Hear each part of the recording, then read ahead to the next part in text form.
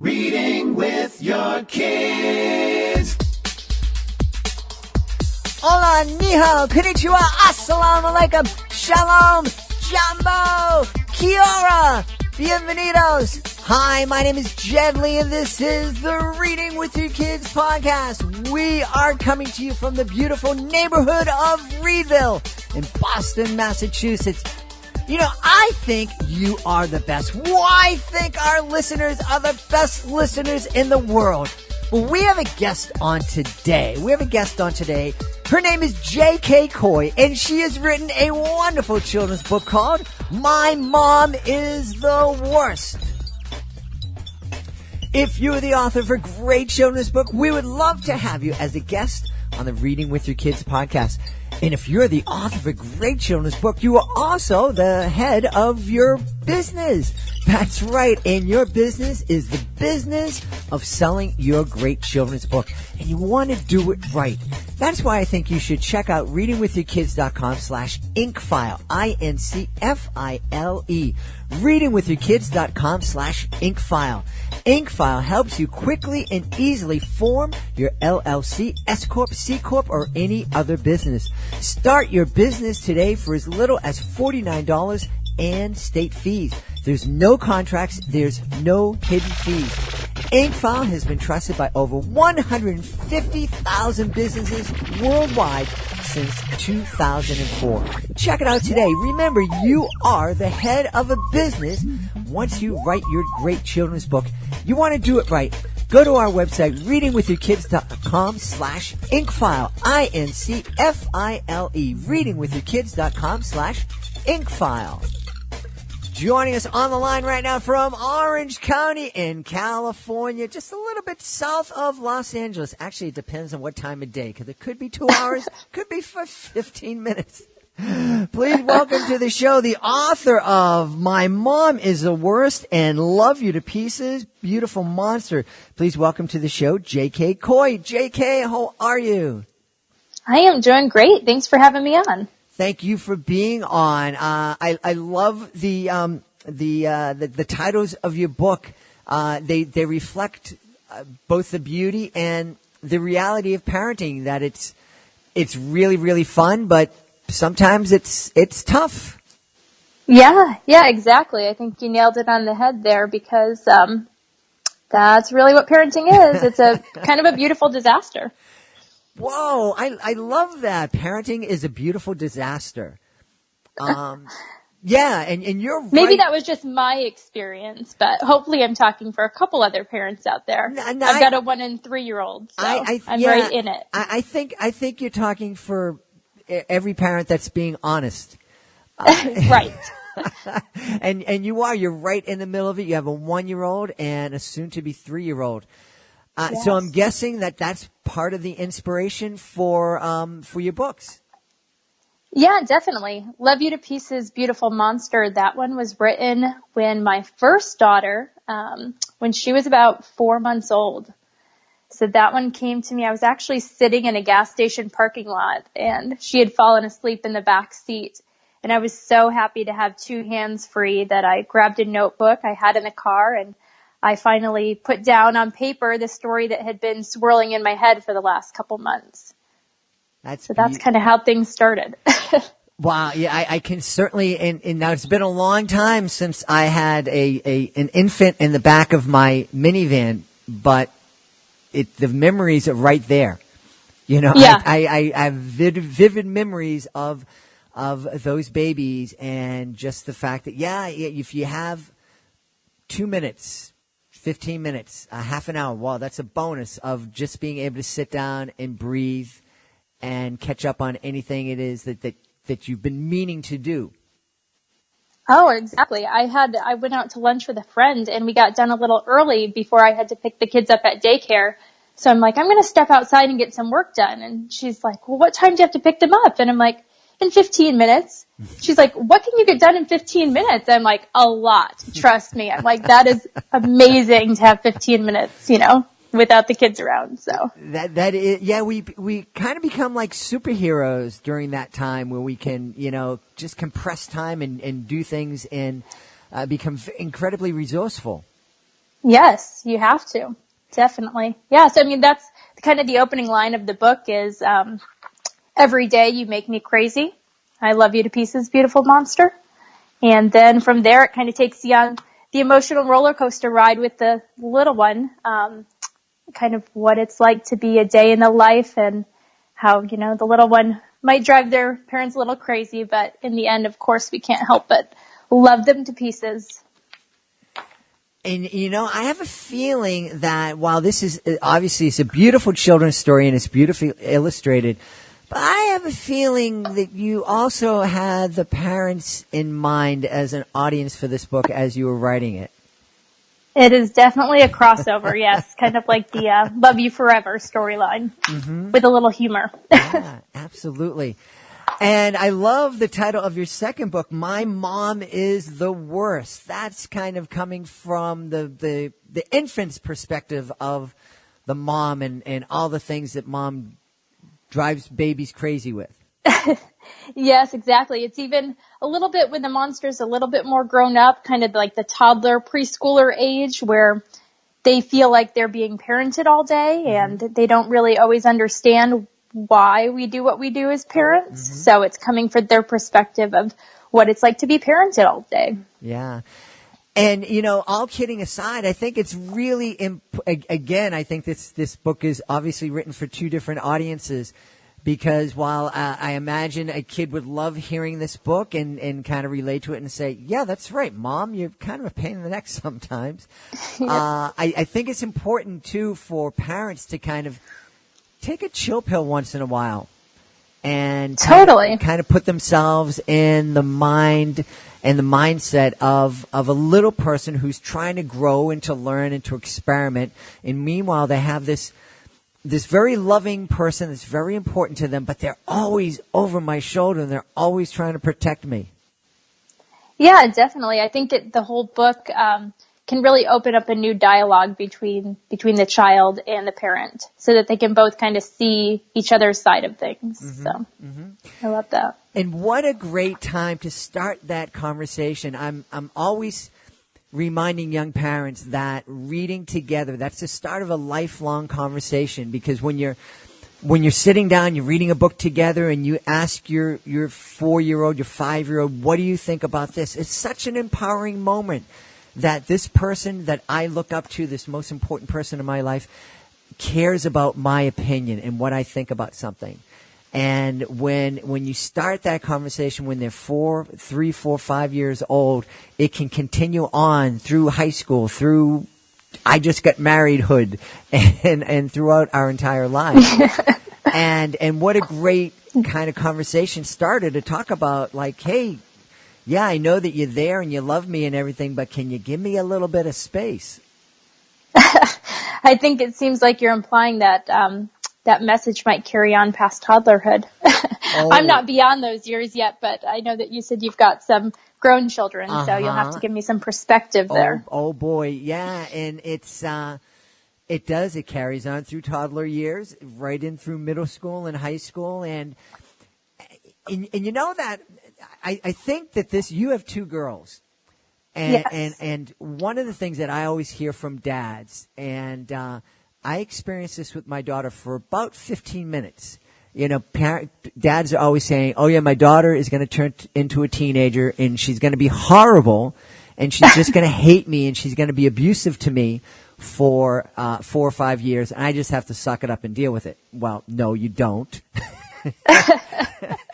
Did she do that to your wife at all, or is she just really good? A little bit to my wife, but again, it was, I think because we had this dialogue and yep. She could let us know when we were kind of being overbearing, and we could let her know when she was kind of being overbearing and obnoxious. Yeah. It's just, we're all humans. It's just about being honest and having a conversation and remembering as kids, they're people, and as adults and parents, we're people, and we all kind of forget that on both sides. So yeah. It's a valuable perspective. Now, I'm wondering if part of the motivation for you to write these books, obviously you wanted to share some insights with parents and entertain them and entertain kids. But was this kind of a therapeutic experience for you too? Oh, for sure. For sure. And when I wrote Love You to Pieces, Beautiful Monster, my daughter she was too small to know what I was reading her. So of course, when I wrote it, what I liked about it is that it's something that the parents can be entertained and they can connect with and kind of feel like they're not alone on this parenting journey, and also get a good laugh in. Because like you were talking about, sometimes as parents, we just need to take a deep breath and chill. And especially when they're babies, you can read them all different things. You don't always have to read them a book that's totally geared for babies. It doesn't always have to be a simple board book. This children's book has lots of colorful illustrations that entertain the kid, but it's got a storyline that mom and dad will enjoy too, and that's okay. Yeah. Oh, absolutely. Hey, there are times when I read my kid the newspaper. When I need to read this newspaper, so I'll read it to you. We'll just kind of experience this together. And we weren't reading crime stories, but we're reading, and it's kind of just hearing the words and knowing that you're doing something together. That's a benefit to kids. Right. And to your point, there's not a ton of activities that you can do when they're a baby. Their learning experiences are very simple. So the fact that you can sit there and rock them and hold them, cuddle them, and have that bonding experience through books, it's just a really magical time. Magical time because they're learning through all the illustrations, they're learning through the inflection in your voice. And how exciting is that for a child to hear their parent laugh?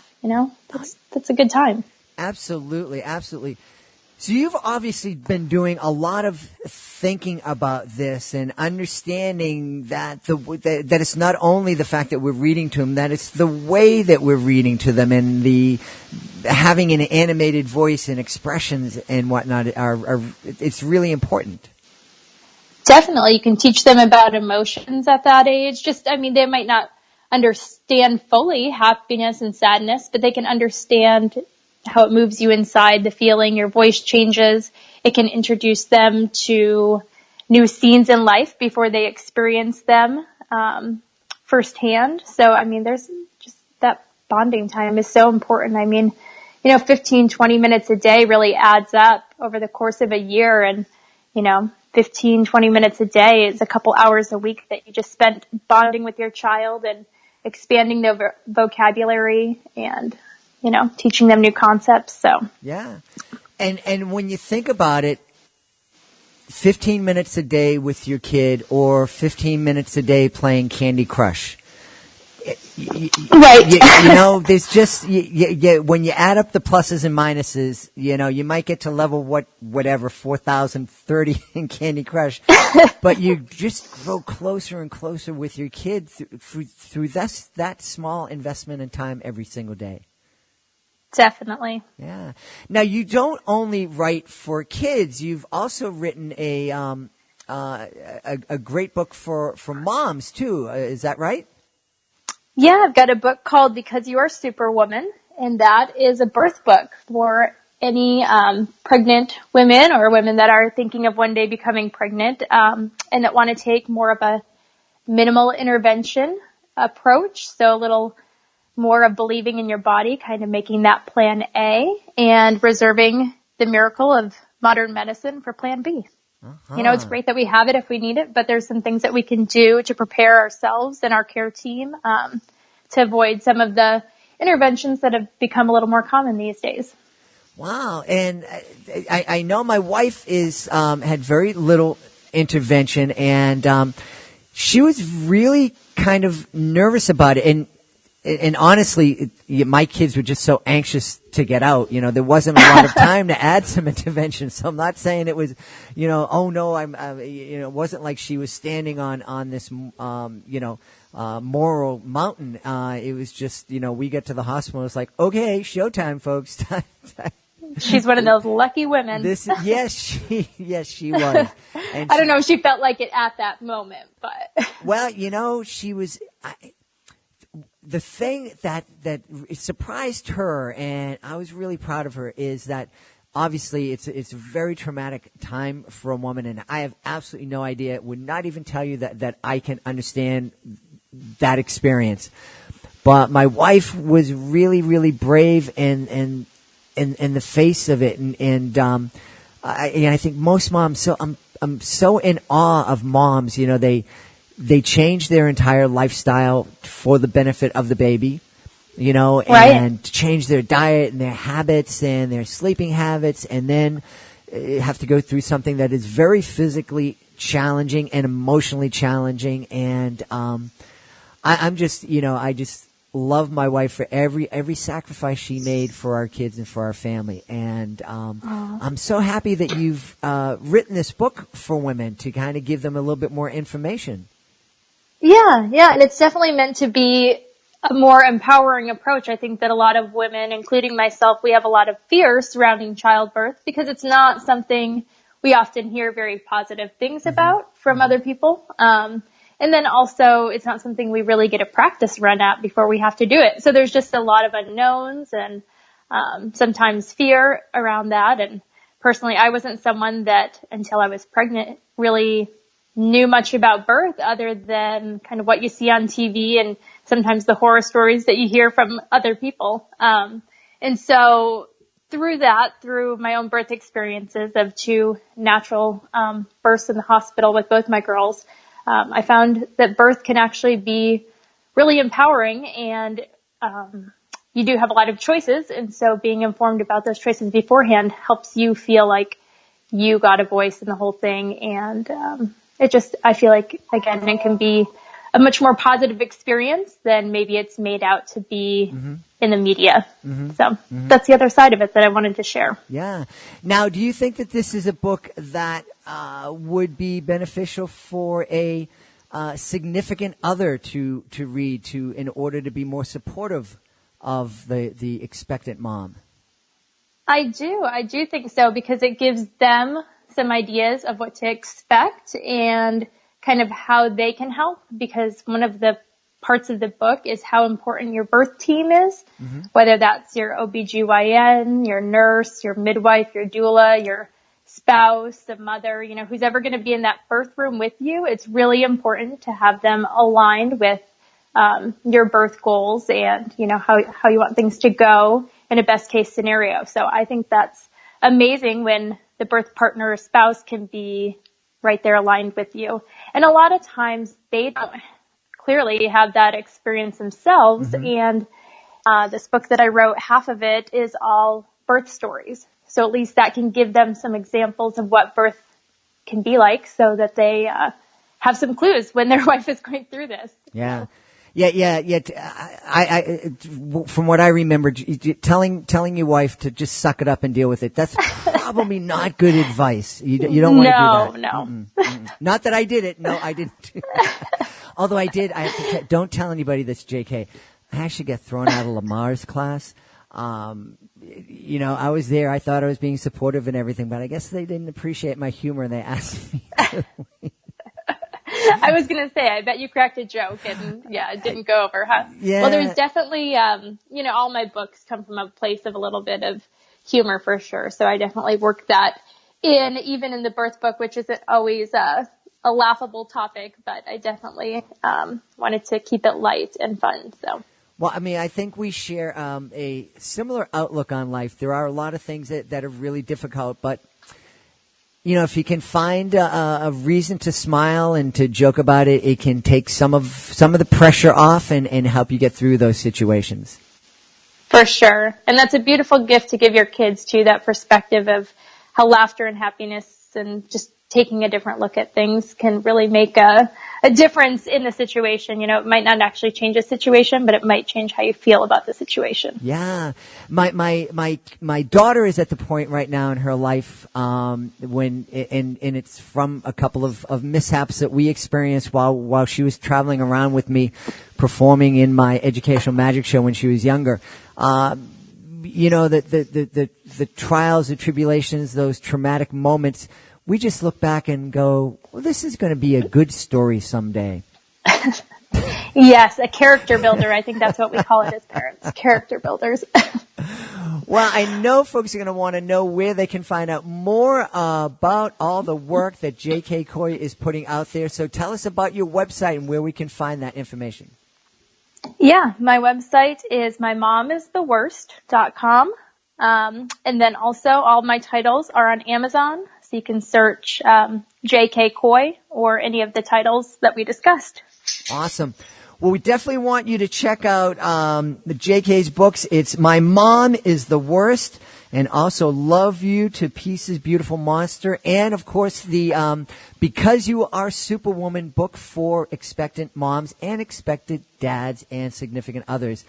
And if you're on social media, all my accounts are at Stories by K Coy.